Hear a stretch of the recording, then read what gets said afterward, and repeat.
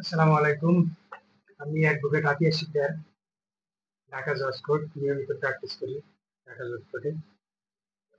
আমি আইনি পরামর্শ আছে তা দিয়ে থাকি। আমি চেষ্টা করি আমার পক্ষ থেকে মানুষ যেন বিনামূল্যে আইনি পরামর্শ টুকিটাকি পেয়ে থাকি।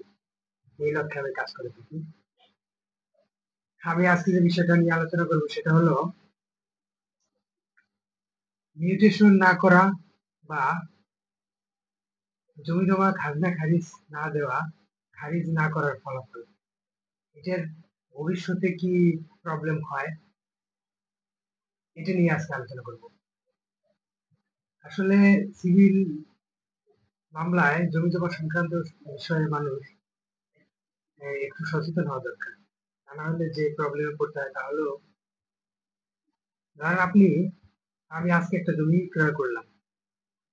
আমরা সাধারণত কি করি, আজকে একটা জমি একটা ক্রয় করি, সাবকবলা দলিল মূলে হতে পারে, বন্টনামা দলিল মূলে হতে পারে, কিংবা দান সূত্রে হতে পারে। কেনার পরে কিনে দলিলটা কিনে রেখে দিই, আর কোনো খোঁজ খবর নেই না। মানে এই যে বাক্সের ভিতরে ফালাই, ট্রাঙ্গের ভিতরে ফালাই, অমনি রেখে দিই। না, এটা করা যাবে না। এটা করলে কি হবে, আপনি যখন খাজনা দিবেন না, সরকার একটা টাকা থেকে বঞ্চিত হচ্ছে। আপনি যখন নামজারি করবেন না, হুট করে ধরেন আপনার আজকে টাকার প্রয়োজন, আপনি বিক্রি করতে পারবেন না, কারণ নামজারি করা নাই, খাজনা দেওয়া নাই। সেক্ষেত্রে আপনার বিক্রিতে দেখা যাবে। এগুলো করতে গেলে আপনার এত সময় আছে, আপনি একটা চাকরি করেন অথবা একটা ব্যবসা করেন, এই দৌড়াদৌড়ি করে আপনি কি পারবেন যে আজকে আপনি খাজনা দিয়ে যে ইয়ে কিনলেন, মোবাইল কিনলেন, যে 10,000 টাকা দিয়ে চলে আসলাম, বিক্রি করে দিলাম? এটা না। জমি জমার বিষয়টা জটিল।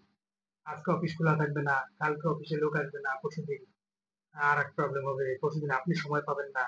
এই কারণে বলবো, যখনই জমি ক্রয় করবেন, যদিও এখন আহ, সহজ নিয়ম, জমি ক্রয় করার সাথে সাথে এটা আপনার খাজনা ইয়ে করা যায়, মিউটেশন করা যায়, নাম জারি করা যায়। সেটা আপনি আহ, আগে আপনি ওয়ারিশ সূত্রে সম্পত্তি পাইছেন, এখনো আপনি খাজনা খারিজ করেন না, এটা আপনি এখনই করে নেন।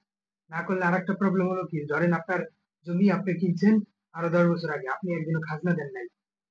তাহলে কি হলো, আপনার ওই জমিটা কিন্তু আগের নামের, আগে যে মালিক ছিল ওনার নামে রেকর্ড করা রয়েছে।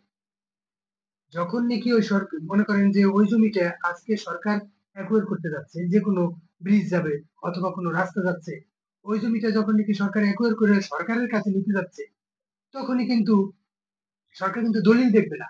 সরকার দেখবে একটা পর্চা, খতিয়ান, যে খতিয়ানে কার নাম আছে। ধরেন খতিয়ানের নাম আছে করিমের, কিন্তু সম্পত্তিটা কিন্তু আমি আতিয়ার কিনে নিছি, আমি কিন্তু খাজনা খারিজ আর করি নাই, নামজারি করি নাই। যার কারণে সম্পত্তিটা এখনো রেকর্ড করিমের নামেই রয়েছে।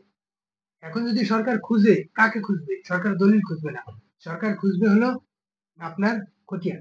খতিয়ানে যার নাম আছে তারে খুঁজবে, তারে ডাকবে, তারে টাকা দিবে। টাকা মানে তাকে বলবে যে আপনার মালিকানা প্রমাণ করে আপনি টাকা নিয়ে চলে যান। এই আপনার জমির উপর দিয়ে রাস্তা যাচ্ছে, ব্রিজ যাচ্ছে, সম্পত্তিটা আমাদের লাগবে। এই কারণে আপনাদের বলবো, আপনারা অতি দ্রুত, অনেক টাকা লাগে না, অনেক পয়সা লাগে না, আপনি ভোটার আইডি কার্ড লাগবে, আপনার দলিলটা লাগবে, যদি আপনার ওয়ারিশ সূত্রে সার্টিফিকেট সম্পত্তি পেয়ে থাকেন, তাহলে ওয়ারিশ সার্টিফিকেটটা নেবেন। মানে কয়েকটা, আর আহামরি অনেক যে টাকা লাগে তা না। এটা আপনি খুবই দ্রুত আপনি জমির খাজনাটা নামজারি করেন, খাজনা দেন, ফ্রেশ থাকেন, বিক্রি করার সময় ভালো লাগবে। সরকার যদি কোনো অ্যাকোয়ার করতে চায়, তখনও আপনি টাকাটা পাচ্ছেন, আপনার হয়রানি হতে হবে না। আর যদি আপনি নামজারি করে না থাকেন, আপনি দেখা যায় যে অনেক ঝামেলা হবে। আরেকটা প্রবলেম আমি বলে দেই, যদি মনে করেন আপনার 10 বিঘা সম্পত্তি আপনি ওয়ারিশ সূত্রে পাইছেন, ওই 10 বিঘা সম্পত্তির ভিতরে মনে করেন 10-12 জায়গায় আছে আপনার 10 বিঘা সম্পত্তি, 5 ভাই বোন অথবা 10 ভাই বোন। সেই ক্ষেত্রে আপনি দেখা যায় বন্টনামা দলিল করেন নাই, বন্টনামা দলিল করেন নাই, যার কারণে এখন যদি ওই জমিটা খাজনা দিতে যান, আপনার টুকুরও আপনি খাজনা দিতে পারবেন না, আপনাকে পুরো জমির খাজনা দিতে হবে। কারণ আপনার তো আপনি আলাদা করেন নাই, তাহলে আপনি খাজনা দিবেন কিভাবে?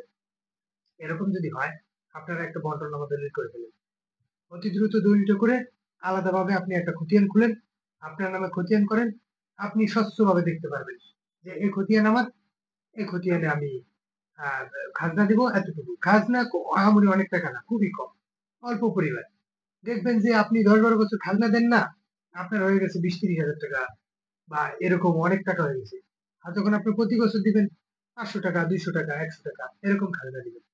তো আপনি বছরে, বছরে খাজনা দেন, নামজারি করেন, জমি সলিড রাখেন, সরকারকেও কিছু টাকা পয়সা পাইতে দেন, সুবিধা হবে। আপনারও সুবিধা। সবাইকে ধন্যবাদ। আসসালামু আলাইকুম।